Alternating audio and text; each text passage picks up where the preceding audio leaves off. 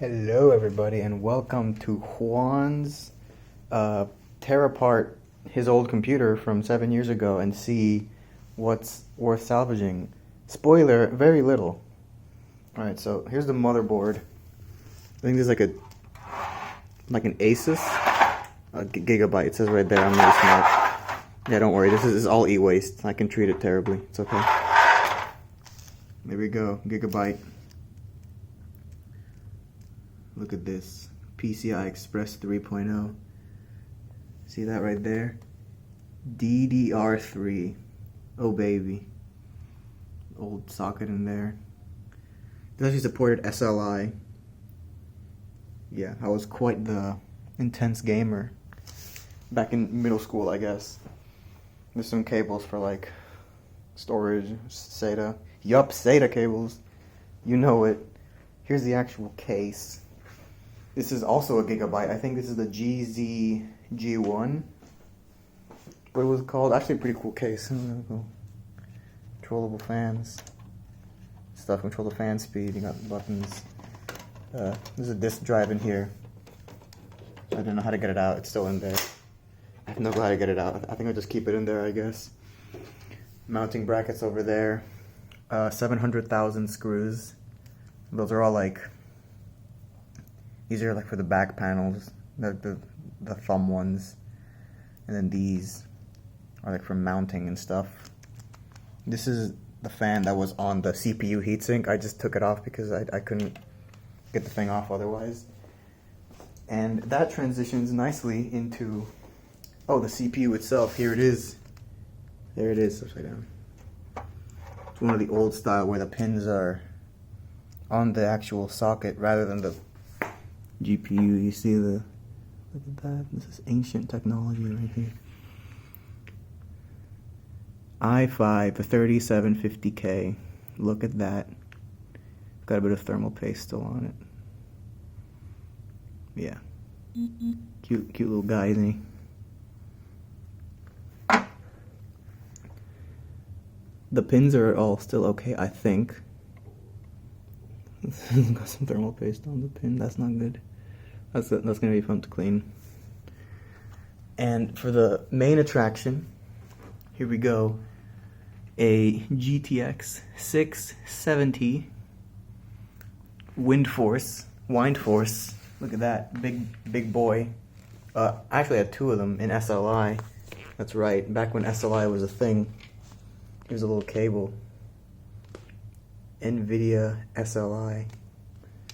These things are super dusty. Look at this. And this is the one that I kind of dabbed off with a tissue or something just to keep things reasonable. The other one's is even worse somehow. Oh yeah. This is what you want to see. The CPU heatsink.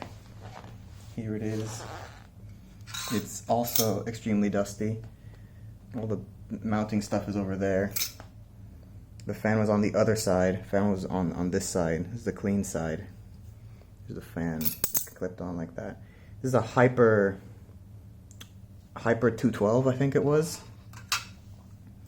Back then. I think I might be able to keep this for my next PC build, assuming it can still fit in the socket of whatever motherboard I buy next. Here's two spinning drives. You heard it right.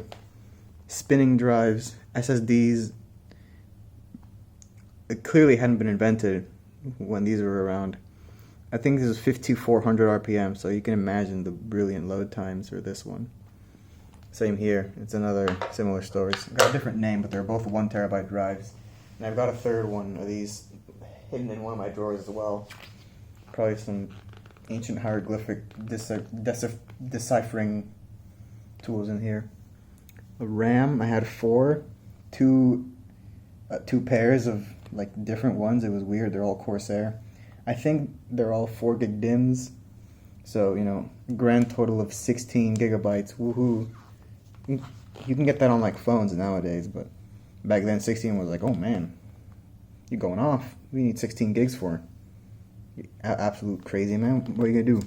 Run Crisis? And finally the power supply. Non-modular, yup. I didn't believe in any of that. I was like, no, this is 80 plus bronze, bro. It's all you need.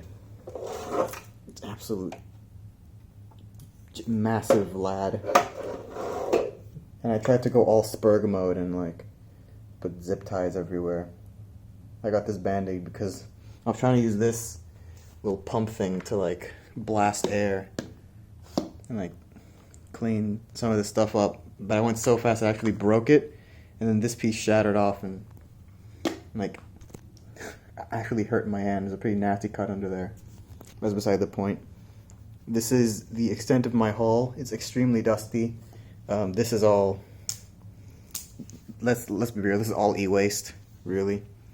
I don't think I can get much use out of these, except maybe like if I really wanted to put it all back together, this could be like a nice like plug into the TV downstairs, only play movies kind of deal, but with smart TVs there's no need for that anyways.